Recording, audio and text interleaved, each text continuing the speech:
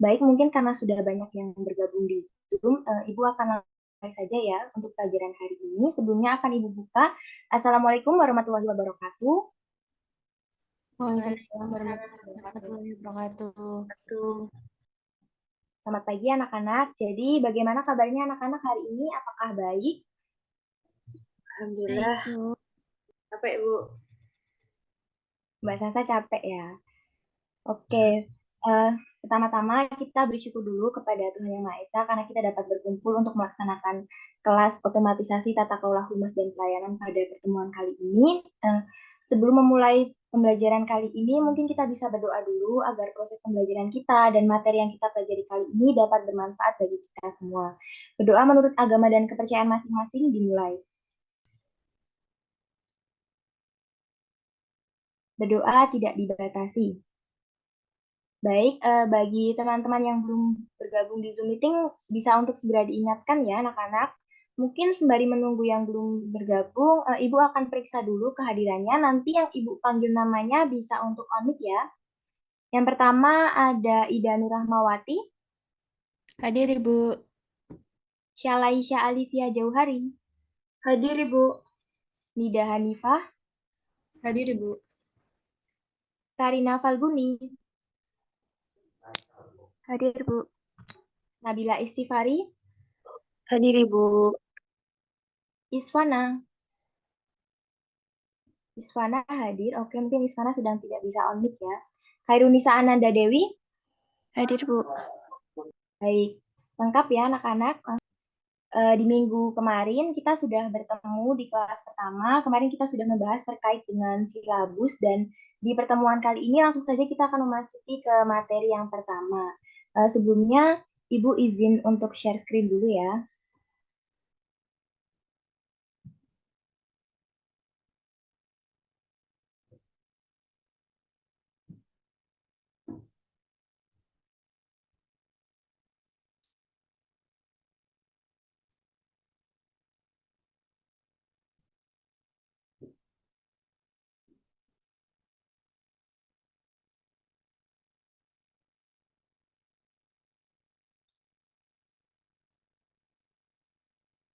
Apakah share screen-nya sudah dapat diakses?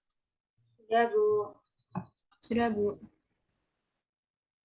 Baik, sebelum kita memasuki materi, mungkin Ibu akan jelaskan dulu apa yang akan kita pelajari pada pertemuan kali ini. Nah, nanti kita akan belajar terkait dengan pengertian pelayanan prima, kemudian ada tujuan pelayanan prima, ada juga sikap yang harus dimiliki oleh pegawai, jenis-jenis pelayanan prima, prinsip-prinsip pelayanan prima, dan di akhir nanti kita akan bersama-sama untuk menyimpulkan terkait dengan materi hari ini. Jadi, nanti tolong diperhatikan ya, karena nanti Ibu akan meminta satu atau dua anak untuk menyimpulkan materi hari ini.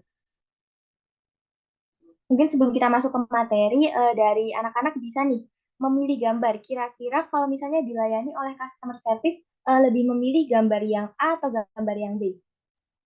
Yang A, Bu. Yang A, Bu. A, Bu. A, Bu.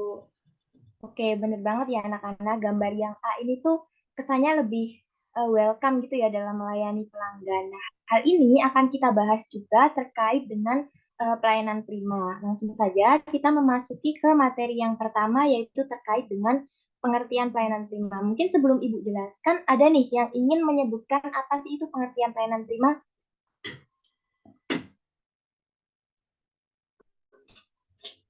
Oke, Mbak Nida, dipersilahkan. Baik, izin berpendapat, Bu. Menurut saya itu pelayanan prima, kalau dari namanya itu pelayanan yang bersifat sebaik mungkin gitu kepada konsumen ataupun pelanggan, sehingga pelanggan itu akan merasa puas, begitu, Bu. Betul sekali Mbak Nida. Baik, terima kasih ya Mbak atas pendapatnya. Jadi, pelayanan prima atau excellent service ini tuh disebut sebagai pelayanan yang memang tujuannya itu untuk memberikan pelayanan yang sebaik mungkin kepada para pelanggan ataupun konsumen sehingga pelanggan itu akan mendapatkan kepuasan. Nah, di sini ada dua ahli, ada DRS Daryanto dan juga DRS Ismanto Setyobudi MPD.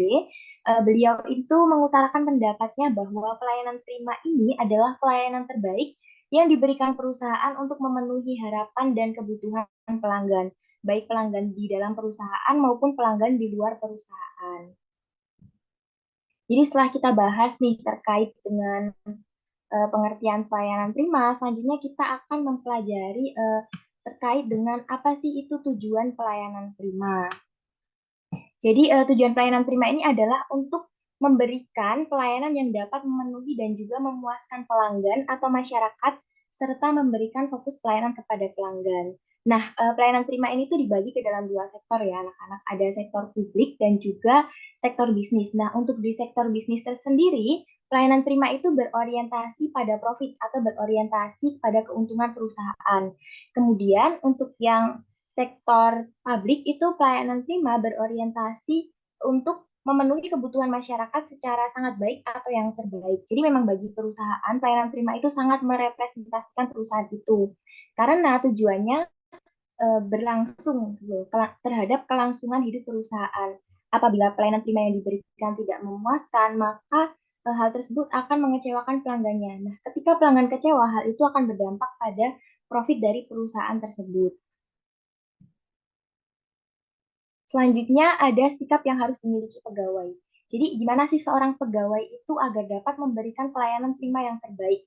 Yang pertama ada rasa memiliki terhadap instansi. Nah, artinya itu kita harus rasa sadar diri gitu loh. Kalau kita itu bekerja di instansi tersebut dan kita memiliki tanggung jawab untuk menjaga nama baik instansi tersebut.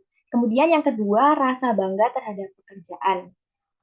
Jadi ketika kita mengerjakan suatu pekerjaan itu kita harus bangga dulu terhadap pekerjaan kita sehingga nantinya ketika kita bekerja itu kita dapat bekerja secara ikhlas dan outputnya pun akan menghasilkan pelayanan yang terbaik. Kemudian yang ketiga, loyalitas tinggi terhadap pekerjaan. Nah, loyalitas ini tuh berkaitan dengan kesetiaan kita terhadap pekerjaan tersebut. Kemudian yang keempat yaitu ingin menjaga nama baik dan martabat instansi. Nah, untuk poin yang keempat ini tuh poin yang paling penting ya anak-anak. Ketika kita bekerja di suatu perusahaan, ketika kita bekerja di suatu instansi, kita itu harus memiliki rasa untuk ingin menjaga nama baik perusahaan tersebut. Kemudian yang selanjutnya ada jenis-jenis pelayanan prima. Nah, di sini Ibu akan menjelaskan 3 jenis. Yang pertama ada core service. Sesuai dengan namanya ya, core service itu pelayanan inti. Jadi yang ditawarkan itu berupa pelayanan utama dari perusahaan tersebut. Misalnya untuk hotel itu ya yang disediakan atau yang ditawarkan ada penyediaan kamarnya. Kemudian yang kedua ada facilitating service. Nah, facilitating service ini merupakan jenis pelayanan tambahan di perusahaan yang fungsinya itu agar pelanggan semakin merasa puas dan juga semakin merasa nyaman. Contohnya nih, di bank itu kan di depan pintu masuknya itu ada Bapak Satpamnya ya. Nah, itu tuh fungsinya bukan hanya untuk keamanan, tetapi juga untuk memberikan pelayanan tambahan kepada publik. Misalnya nanti Bapaknya kayak nanya, ada yang bisa dibantu Mbak? Mau apa Mbak? Nah, mungkin nanti ketika kita butuh ke CS atau ke teller, nah kita akan diantarkan seperti itu. Kemudian ada supporting service. Supporting service ini seperti namanya ya, pelayanan pendukung. Jadi fungsinya ini memang untuk mendukung, yang tujuannya nanti untuk meningkatkan nilai atau value dari pelayanan perusahaan tersebut yang membedakan dari pelayanan di perusahaan lain atau perusahaan pesaing. Misalnya kalau di suatu hotel ya ditambahin dengan pelayanan untuk kebersihan kamarnya atau mungkin pelayanan-pelayanan lain. Kemudian ada prinsip-prinsip pelayanan prima. Di sini Ibu akan menjelaskan 5 prinsip. Yang pertama ada attainable atau terjamah. Nah, ini tuh menyangkut kepada kemampuan fisik, peralatan, personil, dan komunikasi dari layanan. Misalnya nih, ketika karyawan ingin berjumpa dengan pelanggan, ya lebih baik mereka itu berpakaian dengan rapi, berpakaian dengan profesional, jangan acak-acakan. Atau mungkin ketika mereka ingin bertemu dengan tamu tuh di suatu ruangan, ya usahakan tata letak ruangan tersebut harus rapi. Kemudian ada reliable atau handal. Nah, reliable atau handal ini tuh kemampuan membentuk pelayanan yang dijanjikan dengan tepat dan akurat. Misalnya, sebuah perusahaan itu menawarkan jasa kayak WiFi atau TV kabel dan lain sebagainya. Nah, yang ditawarkan itu harus sesuai dengan yang diiklankan, harus akurat dan juga reliable. Kemudian, prinsip yang ketiga ada responsif atau pertanggungjawaban. Nah, rasa tanggung jawab ini tuh terhadap mutu pelayanan dan juga kemampuan untuk memberikan pelanggan pelayanan dengan cepat. gampangnya atau mudahnya seorang pegawai itu harus mampu untuk memberikan pelayanan yang satset gitu, teman-teman. Kemudian yang keempat itu ada asuransi atau jaminan. Nah, perusahaan harus mampu untuk memberikan sesuatu yang dapat dipercaya oleh pelanggan, misalnya memberikan garansi dan lain sebagainya.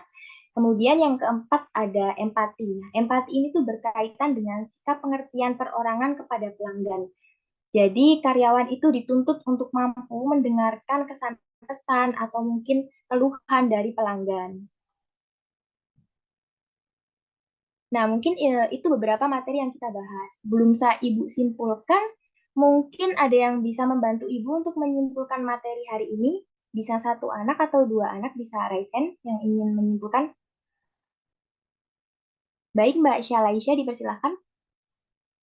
Saya izin menyimpulkan Ibu, kalau menurut saya sendiri pelayanan prima itu kayak kita tuh atau satu perusahaan itu gimana caranya supaya melakukan sebaik mungkin servis ke pelanggan gitu ya Bu, supaya pelanggannya juga nyaman dengan fasilitas atau pelayanan yang ada di suatu tempat gitu Bu, atau perusahaan tertentu.